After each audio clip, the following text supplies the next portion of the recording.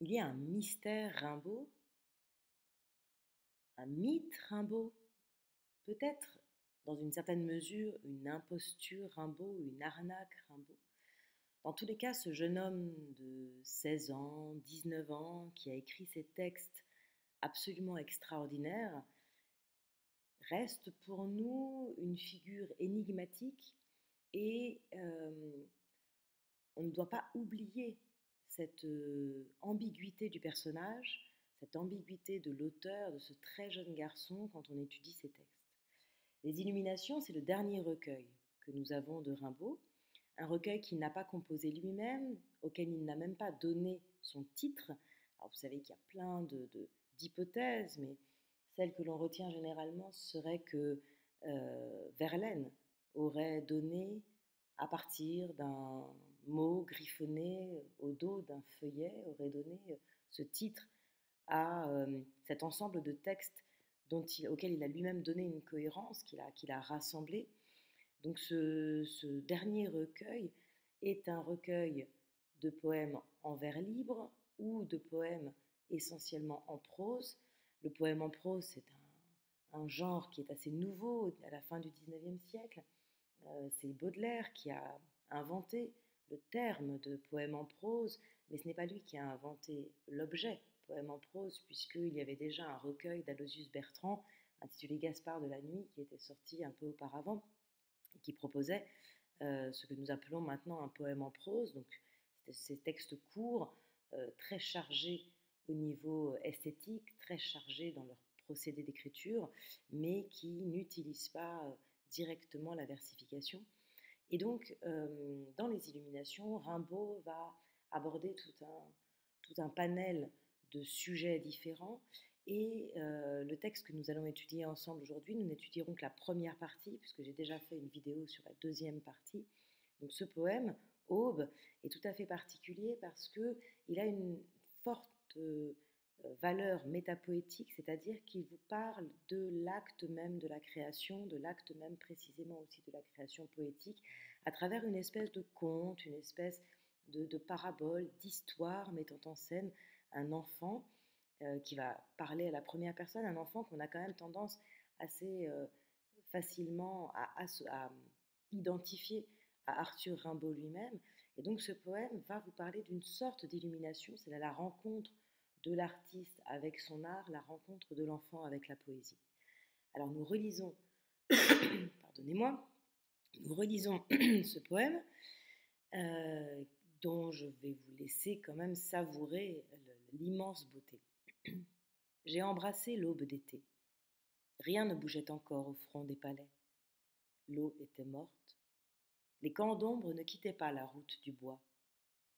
J'ai marché, réveillant les haleines vives et tièdes, et les pierreries regardèrent, et les ailes se levèrent sans bruit. La première entreprise fut, dans le sentier déjà empli de frais et blêmes éclats, une fleur qui me dit son nom. Je ris au wasserfall blond qui s'échevela à travers les sapins. À la cime argentée, je reconnus la déesse. Alors je levai un à un les voiles, dans l'allée en agitant les bras, par la plaine où je les dénonçais au coq. À la grande ville, elle fuyait parmi les clochers et les dômes, et, courant comme un mendiant sur les quais de marbre, je la chassais. En haut de la route, près d'un bois de laurier, je l'ai entourée avec ses voiles amassés, et j'ai senti un peu son immense corps. L'aube et l'enfant tombèrent au bas du bois. Au réveil, il était midi. Alors vous avez vu la forme tout à fait particulière de ce poème qui est organisé en strophes. Donc il y a 5 strophes de longueurs inégales. Ces 5 strophes sont encadrées, embrassées par 2 octosyllabes. J'ai embrassé l'aube d'été et au réveil, il était midi. Donc on retrouve une sorte de versification à travers la présence de ces 2 octosyllabes en chassant. Et à l'intérieur, vous avez le récit, ce récit d'une initiation, ce récit d'une rencontre ratée entre le poète et la déesse de l'aube, entre l'enfant et la déesse de l'aube. Alors, nous allons regarder un petit peu le détail de ce poème pour voir comment il se construit et ce qu'on peut en tirer, quel substantifique moelle on peut essayer d'en tirer. Donc je ne vais pas écrire cette fois-ci, je n'ai pas fait de diaporama et je vais juste surligner ou souligner quelques passages du texte. C'est à vous de suivre et puis de prendre des notes si cela vous paraît nécessaire. Alors, le premier octosyllabe, j'ai embrassé l'aube d'été. Ça paraît tout à fait étonnant, il y a quelque chose un petit peu merveilleux, donc faites attention à bien distinguer le merveilleux du fantastique, quelque chose de merveilleux puisque l'action qui est décrite, elle est décrite au passé composé, j'ai embrassé, donc c'est-à-dire qu'elle est décrite comme ayant été accomplie, accomplie dans un passé récent, et dans le même temps, elle paraît improbable puisque l'aube d'été n'est pas un corps, n'est pas un objet que l'on peut prendre dans ses bras, et ici, l'affirmation qui est quand même assez péremptoire, on a ici une phrase extrêmement assertive, cette affirmation laisse déjà le lecteur perplexe au tout début du texte et aiguise, éveille sa curiosité. La saison est posée, nous sommes en été, l'été c'est la saison de la pleine lumière. Cette pleine lumière, vous l'associez évidemment au titre du recueil, les illuminations, qui renvoie à cette idée de mise en lumière, de d'éblouissement. Et dans la tradition occidentale, la lumière est symboliquement, habituellement associée à la vérité, au dévoilement de la vérité. Donc quand on veut savoir si notre discours est bien compris, on demande si c'est clair. On va parler d'une explication lumineuse, on va parler d'un dévoilement et on va dire qu'on met en lumière certains points. Donc vous voyez, tout ce vocabulaire de la lumière est traditionnellement associé à la quête de la vérité, à la recherche de la vérité. Donc on a déjà un indice qui nous est donné par le choix de cette saison. L'aube, c'est aussi la naissance de la lumière du jour, l'arrivée, la naissance du jour. Et donc, dès la première phrase, très courte, dès ces 8 premières syllabes, le thème central est posé. Ce thème central, il me semble, est la quête de la vérité. Rien ne bougeait encore au front des palais, l'eau était morte, les camps d'ombre ne quittaient pas la route du bois. Ces trois phrases fonctionnent ensemble. Le rythme ternaire, c'est un rythme traditionnel dans la rhétorique, l'argumentation, l'art oratoire français. Et le 3, dans la tradition occidentale, est aussi un chiffre qui renvoie à l'idée de perfection. Ici, que se passe-t-il? Le poète pose le décor. Ce décor, c'est un décor bucolique. On a l'impression qu'on est dans une forêt, on est en tout cas à la campagne. Ce n'est pas un environnement citadin, urbain.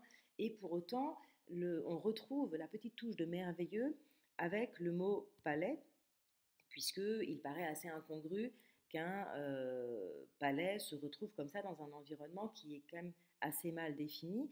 C'est un peu comme le château de la Belle au Bois dormant, vous voyez, où moi ce texte me fait vraiment penser, je ne sais pas si vous l'avez lu, mais au Grand Maulne et au château de la Fête Fantastique dans le Grand Maulne, donc cette Sologne mythifiée par Alain Fournier, et ces châteaux féeriques, un peu décatis, un peu délabrés, un peu abîmés, qui surgissent comme ça, comme traces de splendeur passée, dans un environnement champêtre et forestier. Ce qui est particulier dans ces 3 premières phrases, c'est la forte négativité de cet environnement. Vous avez remarqué que le premier mot, c'est rien, donc on a une structure négative, l'eau de son côté est morte, et puis les camps d'ombre ne font pas l'action qu'on pourrait attendre qu'ils fissent. Donc tout est négatif dans cette première partie et tout est immobile. Je vais surligner, je vais jouer avec les couleurs. Donc la première phrase nous évoque une absence complète de mouvement. L'eau est morte, donc elle ne bouge pas. On peut penser à une mare, un lac, un bassin. Et de la même manière, les camps d'ombre ne quittent pas la route du bois, donc ils ne se déplacent pas. Donc on a un environnement qui est immobile, un environnement qui est inerte et qui est marqué aussi par l'obscurité, par l'ombre, puisque vous avez ici l'évocation donc des camps d'ombre, non pas ça, ici, et on voit que certains espaces semblent se délimiter, et vous avez ici la focalisation qui est mise sur la prégnance, la présence dominante de l'ombre, de l'obscurité, de ce qui est sombre, de ce qui est noir. Et là encore, on est dans des associations symboliques habituelles. L'obscurité, l'ombre va être associée à l'absence de mouvement, l'immobilité, l'inertie, et cela va être associé à la mort. Et on a tout ce réseau dans ces 3 premières phrases, avec la petite particularité en plein milieu, comme un écrin, l'évocation de ce front des palais. Vous avez remarqué aussi que toute cette nature est personnifiée. Les palais, donc, qui sont des constructions, des monuments, ont un front. Ce front renvoie au fronton des palais, mais ici c'est un terme anatomique qui renvoie à l'anatomie humaine qui est utilisé. L'eau est qualifiée par la tribu morte comme si elle était une personne, c'est l'adjectif qui porte la personnification. Et puis les camps d'ombre qui quittent la rue du Bois, quitter, c'est quand même, ce n'est pas seulement l'évocation d'un mouvement, c'est quand même l'évocation d'un mouvement volontaire. Donc on a ici l'attribution au camp d'ombre d'une volonté, d'une intention, et c'est ça qui porte la personnification. Vous avez peut-être remarqué que l'article ici est intéressant, et il ne quittait pas la route du bois comme si dans ce bois il n'y avait qu'un seul chemin. Comme je vous rappelle qu'on a évoqué l'idée que la dimension symbolique de ce texte était liée au dévoilement de la vérité, comme s'il n'y avait aussi qu'une seule voie pour accéder à la lumière, pour passer de l'ombre à la lumière, pour passer de l'ignorance au savoir, de l'ignorance à la vérité. La phrase suivante introduit une rupture. J'ai marché. On retrouve le même passé composé qu'au début, j'ai embrassé, j'ai marché, avec la présence de cette première personne énigmatique. Qui est donc ce je qui parle? On a ici un locuteur, un narrateur présent qui s'exprime à la première personne du singulier, mais qui pour autant ne nous donne pas son identité, qui ne nous dit pas qui il est. On ne sait pas si c'est un garçon, on ne sait pas si c'est une fille, on ne sait pas s'il est jeune, on ne sait pas s'il est vieux, on ne sait pas qui il est. Et cette espèce de mystère autour du personnage incite le lecteur à l'identifier à l'auteur, à, à donner à ce texte une sorte de dimension autobiographique. L'action de ce personnage s'oppose à l'inertie du décor. Lui, il est actif, j'ai marché, il est actif et dynamique, alors même que de l'autre côté, on avait l'immobilité. Du côté du narrateur, on a le dynamisme de la marche, et ce dynamisme de la marche va avoir un effet sur le monde qui l'entoure. Cette marche, cette avancée, ce mouvement du personnage va agir sur l'environnement, puisqu'il va réveiller les haleines vives et tièdes. Réveiller implique de façon antinomique l'idée du sommeil, et le sommeil est quand même aussi souvent associé à la mort, donc cet environnement, ce décor, cette nature qui était évoquée auparavant et qui était morte, éteinte, qui ne bougeait pas, qui était immobile, va passer du sommeil, de l'immobilité à l'éveil. Et l'éveil, ça a une dimension ésotérique. L'initiation est souvent appelée dans les sciences ésotériques, donc les sciences du savoir caché. L'initiation est souvent appelée l'éveil. On parle de l'égrégore à travers ce terme grec qui renvoie à l'idée d'éveil. Donc il va éveiller. Qu'éveille-t-il? Les haleines vives et tièdes. Et là, on se demande s'il s'agit des animaux de la nature. À travers l'haleine, on a l'idée du souffle. Le souffle, c'est l'anima, l'âme. Parce que anima en latin, ça veut d'abord dire le souffle avant de dire l'âme et puis la vie. Donc ces haleines, c'est ce souffle de la nature. Y a-t-il des animaux dans la nature, ou bien est-ce encore la nature qui est personnifiée autour de lui, comme si les arbres, les plantes, toute la nature pouvait palpiter d'une vie secrète? Ces haleines, elles sont vives et tièdes. Vive vient s'opposer à morte qu'on avait dans la deuxième phrase. Donc on passe de la mort à la vie, c'est comme une sorte de résurrection sous l'action de ce narrateur qui s'avance. De la même manière, on avait quand même une impression de froideur dans l'évocation de décor, dans les 3 premières phrases. On passe doucement du froid au tiède, et puis on évoluera vers le chaud. On n'oublie pas qu'on est en été, que c'est l'aube, le lever du soleil pendant l'été. Et puis à la fin du poème, il sera midi, le moment où il fait le plus chaud dans la journée estivale. Donc on a une évolution progressive de la nature, de la mort à la vie, de l'ombre à la lumière, du froid vers le chaud. Et les pierreries regardèrent et les ailes se levèrent sans bruit.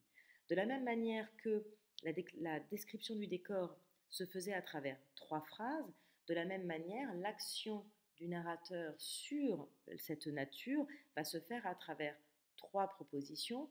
Donc, il marche en réveillant les haleines vives et tièdes, et les pierres regardent, et les ailes se lèvent. Vous avez 3 mouvements très équilibrés, très harmonieux. Il est quand même très très fort, hein, 3 mouvements très harmonieux, très équilibrés, qui ont à peu près le même volume.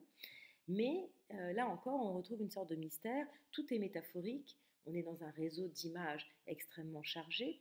Que peuvent être ces pierreries qui regardent? Alors on peut émettre plusieurs hypothèses. Ça peut être les yeux des animaux qui brillent dans cette arrivée du soleil et qui se tournent vers celui qui vient troubler l'immobilité de la nature. Donc ces pierreries qui renvoient quand même au palais, qui renvoient à la richesse. En plus, vous avez pas vraiment allitération parce qu'il n'y en a que deux, mais cette reprise du P initial entre palais et pierrerie qui établit un écho entre les deux termes. Donc on a quelque chose de luxuriant, quelque chose de riche, quelque chose de précieux, de beau autour du narrateur. Donc ces pierreries, ça pourrait être les yeux des animaux qui se tournent vers lui. Ça pourrait être aussi, par exemple, les gouttes de rosée qui font comme des perles sur les plantes et qui viennent refléter, qui viennent scintiller quand elles sont frappées par les premiers rayons du soleil. Regarder, c'est tourner son regard vers. Donc là encore, vous avez une activité, une action de la nature qui est donc complètement personnifiée, une intention, et le narrateur va capter l'attention de cette nature environnante. Et les ailes se levèrent sans bruit. Là aussi, de quoi nous parle-t-il exactement? C'est un mystère, on est dans quelque chose qui est assez mystérieux. Cette image n'est pas faite pour être claire, on est dans un environnement symboliste, donc on sait que les images ont un sens, et dans le même temps, ce sens, il n'est pas donné. Il y a une dimension hermétique dans cette poésie de la fin de la carrière poétique de Rimbaud. Il y a une dimension hermétique qui est très à la mode à la fin du XIXe siècle, et qui oblige le lecteur à aller puiser en lui, à aller chercher dans ses propres ressources, dans son propre imaginaire, dans ses propres émotions, et c'est le lecteur qui va créer le réseau de sens. Donc ces ailes qui se lèvent sans bruit, vous entendez l'allitération en L, les ailes se levèrent, de la même manière qu'on avait une allitération en R avec les pierreries regardèrent, et donc ces ailes qui se lèvent sans bruit, là encore, ça peut évoquer les animaux qui s'éveillent, les oiseaux qui s'envolent, etc. Mais l'idée de l'aile, c'est aussi l'idée de ce qui couvre. L'idée de l'aile, elle sera reprise en écho par l'idée du voile à la fin du poème. On peut imaginer que la nature se dévoile. Vous voyez que il y a certaines plantes qui s'ouvrent, certaines fleurs qui s'ouvrent le matin sous l'effet du soleil.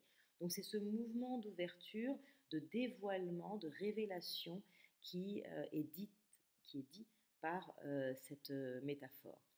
Au niveau des sonorités, je ne sais pas si vous avez été attentif, mais dans la première partie, quand on avait l'évocation d'une nature immobile, on avait un certain nombre de voyelles fermées.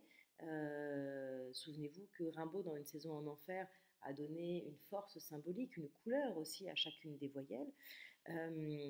Donc on avait la présence de voyelles fermées, des O, des métaphores en OU, des diphtongues en OU, vous voyez, bougeait, front, encore, l'eau, morte, ombre, route, bois. Donc si vous regardez vos lèvres, si vous sentez vos lèvres lorsque vous prononcez ces mots, vous remarquez que O, c'est ce qu'on appelle une voyelle fermée en français. Donc votre bouche se resserre, forme un rond et se ferme pour prononcer ces voyelles-là.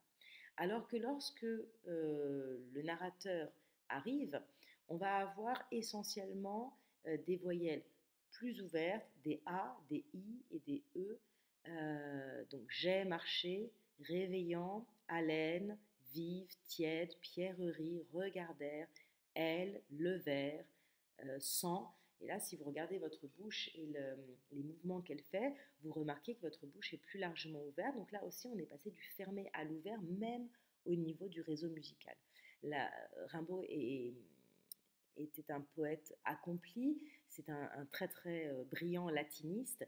Il avait intégré tout le discours des orateurs latins et des grammaticiens latins sur le, la valeur des voyelles et sur l'importance de la musicalité de la langue. Donc il faut bien avoir ça à l'esprit quand on travaille Rimbaud. Il ne faut pas regarder simplement le sens, évidemment.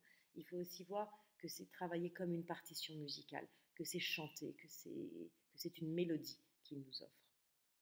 La première strophe se termine et la deuxième strophe, beaucoup plus courte, va insister sur cette notion de dynamique. La première, entreprise.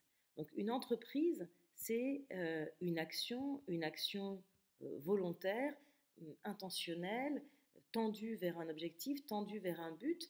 Et là aussi, on va se demander, on va se dire que finalement, ce garçon n'est pas là par hasard, que le narrateur n'est pas simplement en train de se promener au hasard, mais qu'il a un projet. La première entreprise fut dans le sentier déjà empli de frais et blêmes éclats, une fleur qui me dit son nom. Donc, il va aller voir une fleur et par l'action, par la dynamique de l'action du narrateur, la fleur va accéder au langage. Alors derrière, ça fait penser vraiment à un très très beau texte de Mallarmé sur justement ce qu'est la poésie symbolique quand il dit je dis une fleur et hors de l'oubli où ma voix relègue aucun contour. Vous irez écouter ce texte qui est absolument magnifique et qui évoque justement la fleur et le fait que le langage vient se substituer à l'objet, mais que le langage finalement est plus puissant que la rencontre directe avec l'objet parce qu'il va pouvoir évoquer l'essence même de l'objet, en l'occurrence de la fleur dans le texte de Mallarmé et dans le texte de Rimbaud, qui va pouvoir évoquer l'essence même de l'objet et l'évoquer de façon musicale, esthétique et reproductible et dépasser l'unicité de l'objet qui est périssable, qui est mortel, qui va faner, qu'on ne peut voir qu'en un endroit donné, à un moment donné, etc. Dépasser cette précarité de l'objet pour atteindre à quelque chose d'éternel et d'universel. Donc que fait-il On retrouve le sentier qui fait écho à la route. On a toujours cet article défini comme si finalement il n'y avait qu'un seul chemin. Le sentier, il commence à sortir de l'ombre, il est déjà empli de frais et blêmes éclats. L'éclat renvoie à l'idée de la lumière. On retrouve cette notion de dévoilement. On voit ici ce que Rimbaud nous décrit, c'est le lever du soleil et cette lumière qui arrive et puis qui progressivement chasse l'ombre et prend sa place. Donc cette entreprise, c'est de faire accéder la fleur à la parole, et pas à n'importe quelle parole, parce que cette fleur, elle lui dit son nom. Le nom, dans la philosophie occidentale, a une valeur ontologique. On considère que le nom est lié à l'être même qui porte ce nom, que le nom peut dévoiler l'essence de l'objet ou de la personne. C'est pour ça que dans certaines religions, dans la religion juive par exemple, ou dans certains cultes de la religion grecque, il y avait des divinités dont on n'avait pas le droit de prononcer le nom. On ne connaît pas le nom de Dieu. Chez les chrétiens, de la même manière, on ne connaît pas le nom de Dieu parce que connaître le nom de quelqu'un, c'est une manière de pouvoir avoir maîtrise sur lui, de pouvoir avoir accès à son être. Et dans les religions monothéistes comme dans certains cultes grecs, l'être de Dieu doit rester mystérieux, il n'est pas accessible à l'humain qui est limité. Donc cette fleur, elle va lui donner accès, elle va avoir accès au langage et elle va lui donner accès à son essence même, à sa vérité, à ce qu'elle est à l'intérieur d'elle-même par son nom. Le sentier, il est encore, cette nature, elle est encore personnifiée à travers les deux adjectifs qui sont utilisés, frais et blême. Blême, ça renvoie à une couleur, mais c'est une couleur qu'on n'utilise pas d'ordinaire pour les objets, c'est une couleur qui est réservée à la peau humaine. Donc blême, c'est ce blanc un peu différent de l'incarnat normal qui est plutôt blanc-rose, et c'est ce blanc qui vient marquer le visage lorsque l'on est malade, lorsque l'on a peur, lorsque l'on est triste, lorsque l'on subit une émotion intense. Donc le choix de cet adjectif donne,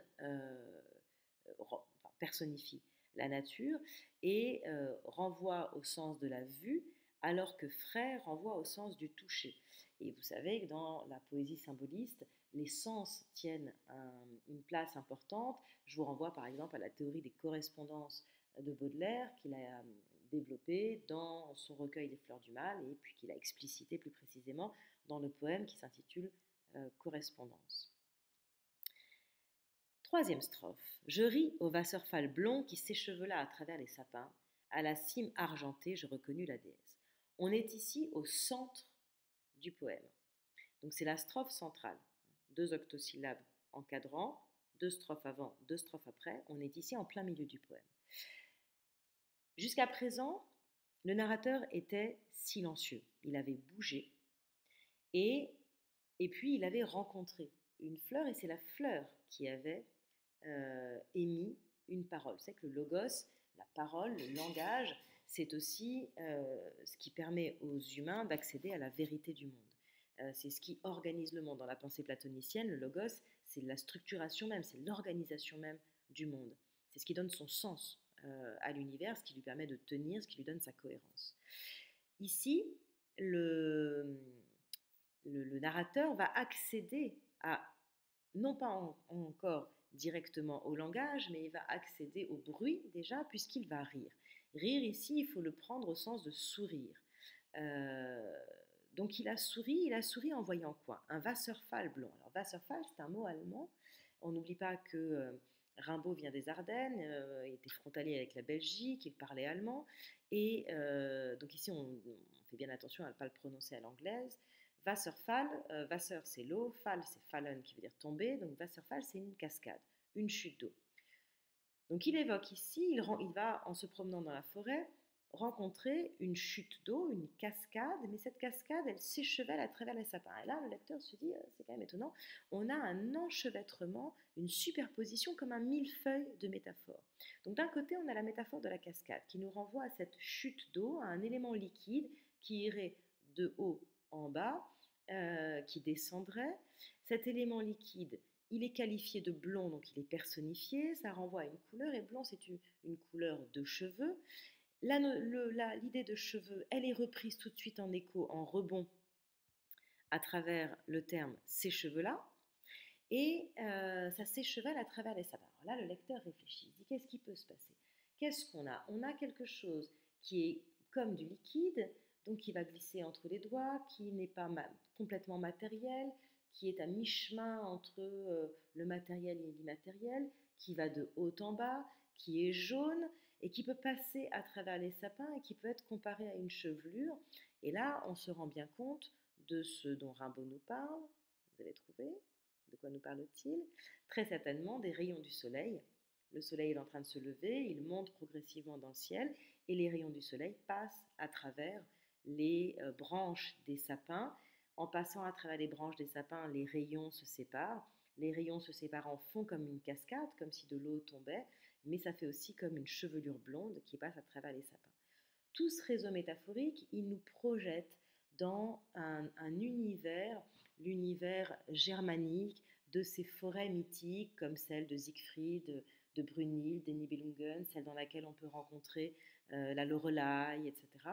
Donc tout cet univers germanique chargé de légendes, chargé de mythes, dans lequel la forêt est à la fois un univers inquiétant, sombre, et dans le même temps le lieu de l'aventure, le lieu de la rencontre, le lieu où quelque chose peut se passer, repensez au sens du mot aventure dans les romans médiévaux.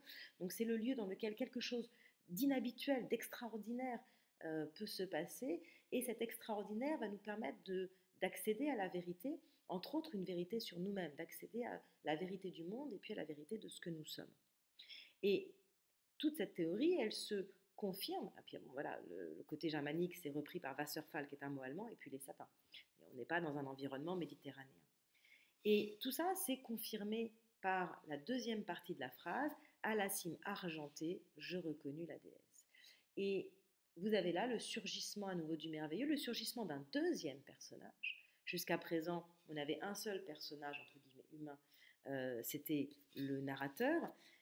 Vous avez le surgissement d'un deuxième personnage féminin, présenté comme une déesse, qui serait comme en lévitation, en train de voler au-dessus des sapins. À la cime argentée, on peut se demander s'il est en train de nous parler de la cime argentée des arbres. Alors évidemment, les sapins, quand ils sont encore pleins de rosée et que le soleil tombe dessus, ils ont cette couleur argentée, ils reflètent la lumière et ça donne comme une couleur argentée. On peut aussi imaginer que c'est comme une sorte de diadème que la déesse porterait, comme Diane, vous voyez, qui a un diadème en forme de lune argentée. Et donc on s'oriente vers aussi un univers un peu mythologique et on, avec curiosité, on attend ce qui va se passer après cette rencontre. Donc vous voyez que Rimbaud, il crée une histoire, il nous crée toute une intrigue et on a envie de connaître la suite de la même manière que lui-même a envie de continuer son aventure.